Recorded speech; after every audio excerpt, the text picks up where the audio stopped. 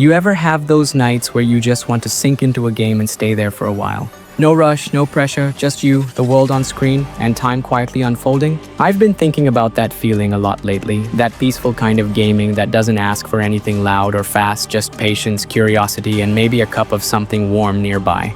So today, I thought I'd share a few of those games that have stayed with me, the ones you can spend 100 hours in without even noticing. This isn't about big endings or ticking off checklists. It's more like finding a place you can come home to after a long day. These are 15 single-player games that gently open up the more time you give them. Slow adventures, thoughtful stories, little worlds that wait for you. If that sounds like something you'd enjoy too, I'd be happy to sit and talk through them with you for a bit. No rush. Let's just take our time. There's a quiet kind of beauty in walking through the ruins of a place that used to be full of life. Crumbling buildings warmed by late sunlight, old signs faded by time, and the soft sound of wind stirring what's left behind. That's what first pulled me into Fallout 4 rocks. Not the action or the quest lines, but the stillness tucked between the chaos. There's something oddly comforting about stumbling across a quiet diner with an old jukebox still working, or a rusted playground slowly taken over by grass. The world feels empty at first, but then you notice it's not really. It's full of little memories scattered around, like stories waiting to be found rather than told. You might see a teddy bear sitting perfectly on a hospital bed, or an old chess game frozen in time on a rooftop. And somehow, in the middle of all the wreckage, there's room to build. Not just settlements, but little spaces where life can start again, even if it's just one lamp glowing safely at night. Exploring here feels a little like sorting through old boxes in an attic, dusty, a bit sad maybe, but filled with pieces that make you stop and feel something. It's a quiet kind of adventure, the kind you don't need to rush, where the world isn't just something you move through, it's something you listen to.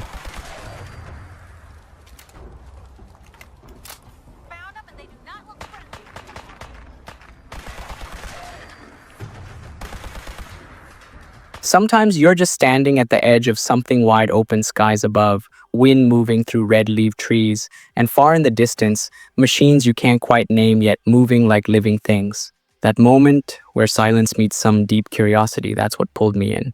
Horizon Forbidden West surprised me not with its size or its battles, but with how alive everything feels in the quietest spaces. The world hums with a kind of forgotten wonder. Rivers that twist through mossy cliffs, old ruins half swallowed by earth, wildlife darting through patches of sun. And woven into all of it is a deep sense of purpose. You're not just moving forward to chase an ending, you're moving through something layered, something that still remembers its own past. I remember stopping just to watch the way tall grass swayed in the wind, or how a rusted satellite dish had become a strange kind of shelter. There's a rhythm to exploring here that feels less like chasing quests and more like listening to what's left behind, to what grows in the cracks, to what still matters. It's the kind of journey where you might forget what you were doing just to sit still and watch the light change across a broken landscape. And somehow, that quiet wander feels more rewarding than anything else.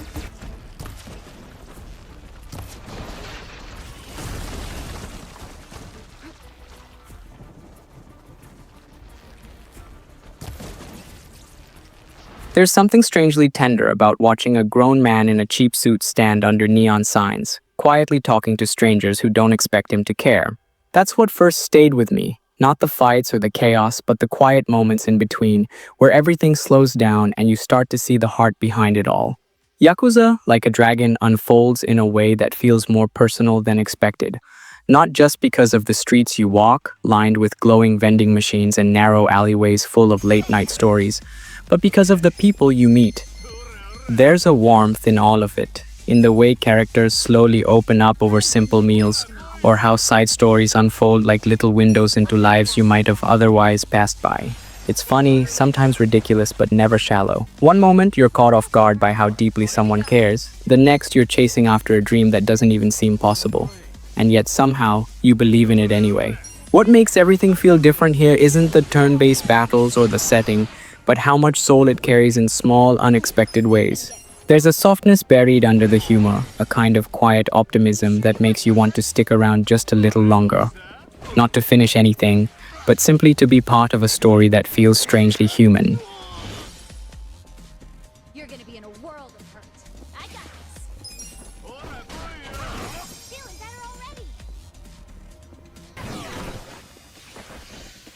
There's a quiet kind of awe that hits when you first step into a place where the ground feels ancient and the sky stretches wide above creatures larger than anything you've ever seen.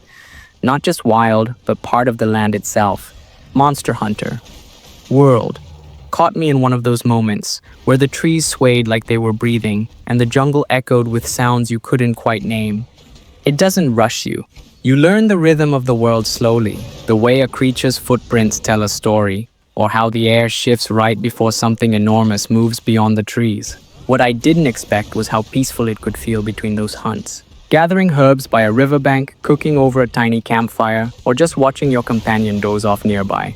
The scale of everything can feel overwhelming at first, but over time, a calm sort of confidence sinks in, not from knowing every answer, but from learning to be present and patient. Each encounter is its own quiet conversation, like reading an old book with no clear ending. You might come for the hunt, but often it's the still moments, the careful tracking, or the small sigh of wind through the trees that linger most.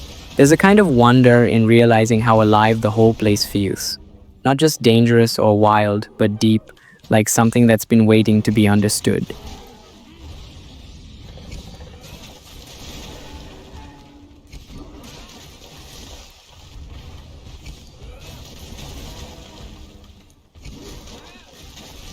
There's something strangely moving about standing at the edge of a Roman camp as the sun sets, shields leaning against tents, quiet voices murmuring over a fading fire, and the distant sound of marching echoing through the hills.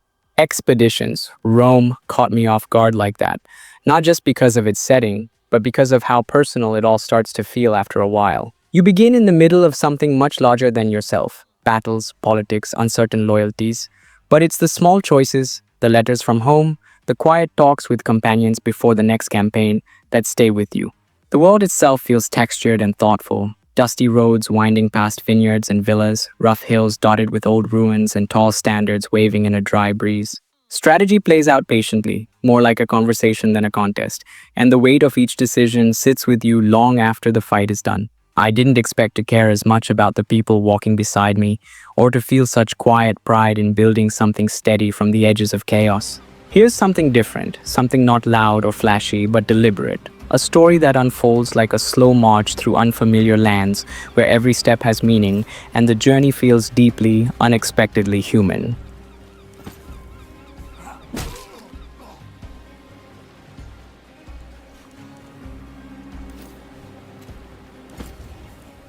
Sometimes, what stays with you isn't the danger. It's the sound of your own footsteps across a rooftop just before sunrise, when the streets below are still too quiet and the sky is caught between dark and gold. Dying light surprised me in those in-between moments, where movement felt like freedom and fear melted into something strangely peaceful. You might be running, jumping, climbing, always forward, always moving, but there's a calm focus that settles in when you're up high, away from the noise. The city itself feels alive and tired at the same time, like it remembers what it used to be, even as it crumbles. Doors hang slightly open, sunlight catches the broken edges of glass, and sometimes you'll find a corner where nature has quietly started taking things back. It's not just about survival, though the tension is always humming just beneath. It's about learning how to navigate a world that still holds beauty even when it's falling apart. I really want to show you this one not because of the big moments, but because of the quiet ones. When you stop on a rooftop just to breathe, to look out and feel, for a second, completely still in a place that shouldn't allow it. Something about that contrast, motion and stillness, fear and peace, makes it feel more human than I expected.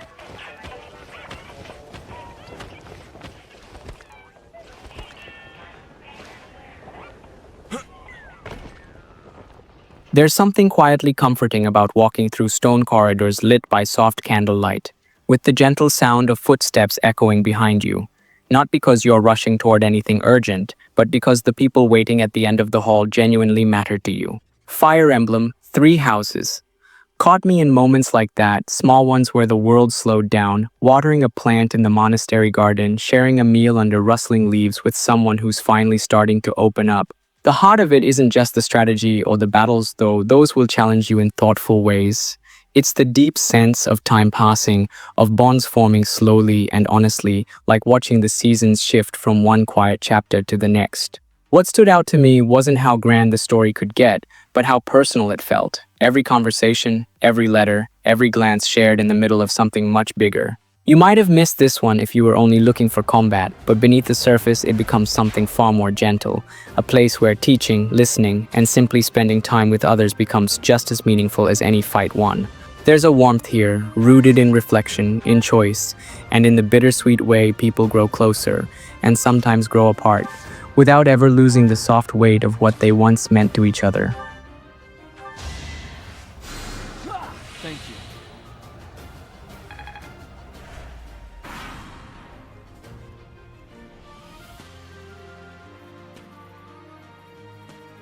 There's a certain stillness that settles in when you're riding through the Bohemian countryside at dawn, the mist still clinging to tall grass, birds calling out across the treetops, and smoke rising slowly from a distant village just starting to wake. That's what first drew me into Kingdom Come: Deliverance. Not the swordplay or the quests, but the way the world breathes around you like it's been there long before you arrived and will keep on going long after. I really want to show you this one because it doesn't rush you. You learn everything slowly. Speaking with villagers, reading for the first time, even learning how to fight takes patience and a bit of humility. And in that slowness, there's something rare, a sense of place that feels deeply alive. You might be following a narrow dirt trail between dense woods, stopping to tie your horse near a quiet stream, or walking into a church just as the choir begins to sing, small, grounded moments that give the journey weight. What caught me off guard was how human it all felt, how your clumsy beginnings shape the way people treat you, how your choices carry consequences that aren't always loud or clear, but quietly build over time. You might have missed this one if you were looking for instant adventure, but if you give it time, there's something quietly powerful waiting in its dust-covered roads and candlelit rooms, a story not of heroes, but of a world that feels almost real in how much it expects you to learn, listen, and grow.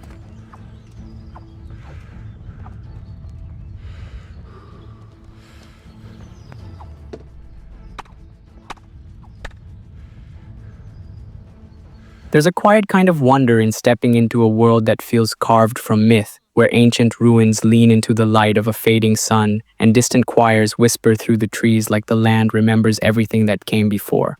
Pathfinder, Wrath of the Righteous, caught me during one of those slow, snowy walks between battles, when the world itself felt heavier than any sword I could carry. I really want to show you this one because there's something deeper beneath the surface, not just in the choices you make, but in how carefully the journey unfolds around you. Towns feel worn but lived in, filled with faces that aren't just part of a quest, but full of their own quiet worries and hopes. The pace can be slow, even overwhelming sometimes, but in that slowness there's space to think, to sit at a campfire and listen, to read through faded journal pages, or to wonder who you're becoming beneath the armor. You might have missed this one if you were looking for something more direct, but if you give it time, the story has a way of drawing you in. Not through loud twists, but through small paths that branch and grow into something deeply personal. And when it does open up, there's a strange kind of beauty in realizing that your role in it all was never just about power. It was about holding on to yourself, even while walking through a world on the edge of unraveling.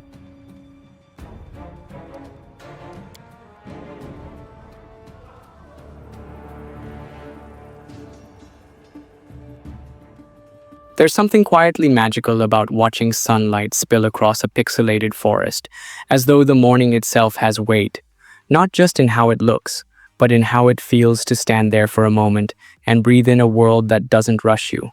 Octopath Traveler II caught me like that, in the way it lets you slow down and see the story from 8 different corners, each one carrying its own little flicker of heartache, hope, or quiet strength. I really want to show you this one because it surprised me. Not with scale or spectacle, but with how gently it connects you to its people. A merchant hoping to prove her worth. A dancer chasing something deeper than applause. A scholar searching not just for knowledge, but for something more human. You travel across snowy paths, glowing marshes, and quiet towns blanketed in lantern light, and somehow, every place feels like it's listened to your footsteps. The music moves with that same softness, never too loud, never demanding, just there, like a memory following you. You might have missed this one if you were only chasing a single story, but that's what sets it apart. It weaves a world built on small personal journeys, each one told with patience and care. And when they slowly begin to touch, when one quiet voice brushes against another, it creates something more meaningful than you expect. Not loud, not fast, just beautifully, slowly, alive.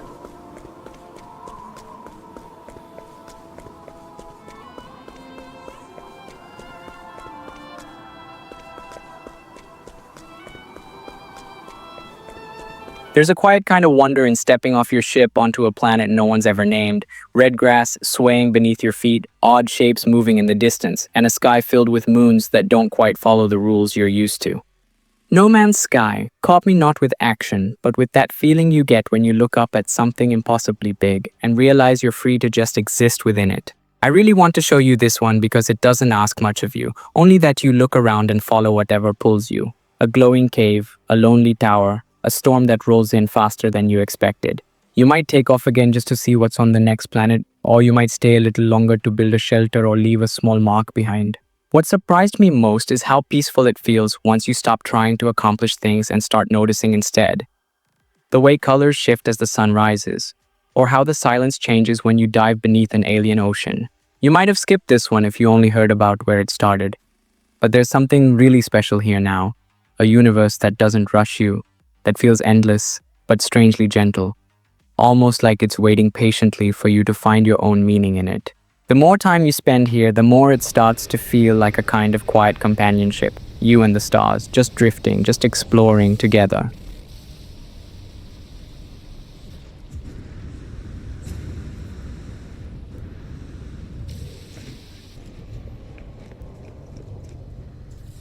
There's a strange kind of stillness when you're standing on a cliff in Elex II, looking out over a ruined world that somehow hasn't given up on itself. The land feels torn between futures and memories, pieces of old civilization half buried under strange metals, forests growing wild around broken walls, and skies stitched with forgotten machinery. I really want to show you this one because it surprised me, not just with how big it is, but with how scattered and human the journey feels. You're not just dropped into a polished story. You land in the middle of something messy and rough around the edges, where every corner feels like it was touched by someone who lived there and left in a hurry. People don't always welcome you kindly. Some ask things of you that you're not sure you're ready for. But the more time you spend exploring, the more you start to piece together a world that's trying, in its own quiet way, to rebuild from everything it lost. And maybe that's what I love most, that underneath the heavy, broken exterior, there are sparks of something softer, the kindness of strangers, the warmth of forgotten places, and a calm kind of freedom that comes from figuring things out without being rushed. You might have missed this one, it's not always clean or easy.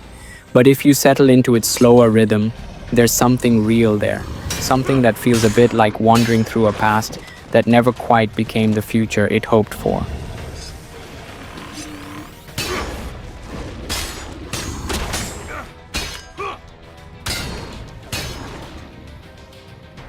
There's a moment early on when warm sunlight spills over rolling green hills and everything feels like a storybook that's just beginning to breathe.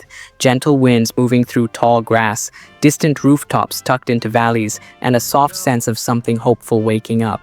Ni no Kuni, Revenant Kingdom, caught me in one of those quiet moments where the world feels kinder than what you're used to, like it was made with care rather than urgency. I really want to show you this one because it carries such a calm, comforting rhythm, where the journey feels more like planting something than conquering anything. You walk through towns that feel like they've come from the pages of a dream, meet characters shaped by joy and sadness in equal parts, and little by little, you build something of your own. Not just a kingdom, but a feeling that maybe, even after loss, something beautiful can grow again.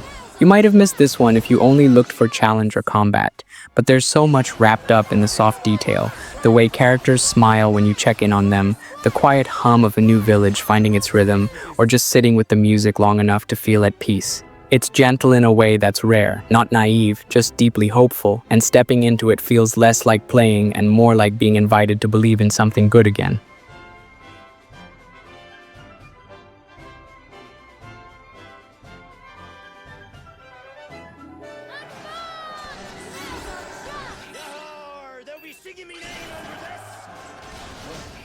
There's something quietly moving about stepping off an old train into a sun-baked little town where the wind hums low through empty streets and everything feels like it's waiting, not impatiently, but hopefully.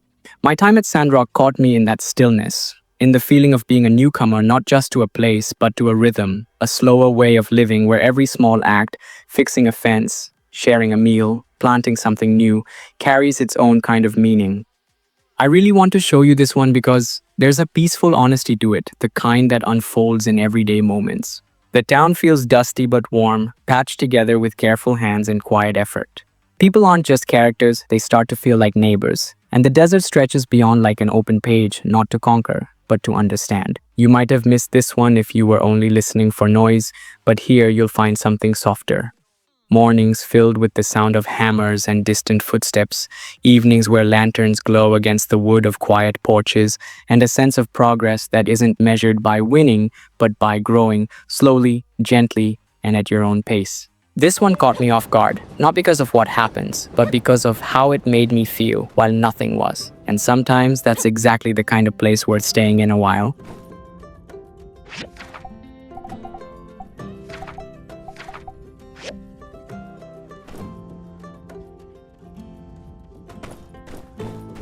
There's a moment early on when the wind carries dust through the sunlit streets of Rabanastre and the world around you feels impossibly wide. Skyships floating overhead, voices rising from busy markets, and somewhere beyond the city walls, endless deserts glowing under a silver sky. Final Fantasy Tutitin, the Zodiac Age, quietly drew me in like that. Not with urgency, but with a steady kind of calm, like stepping into a story that's been unfolding long before you arrived. I really want to show you this one because it has something different, a feeling of openness, not just in the landscapes, but in the way the story gives you space to wander and wonder. You might find yourself pausing in the middle of a quiet plain just to listen to the soft hum of creatures passing nearby, or to watch the colors change as the day slips toward evening. The places you visit feel lived in, layered, like old memories still hanging in the air. And the characters, some world-weary, some dream-chasing, gradually feel less like parts of a tale and more like companions on a long, thoughtful journey. You might have missed this one, especially if you were looking for something louder or quicker, but if you sit with it a while, there's something beautifully steady beneath it all. A kind of quiet elegance, shaped by time, carried by music, and always moving forward with just enough space to breathe.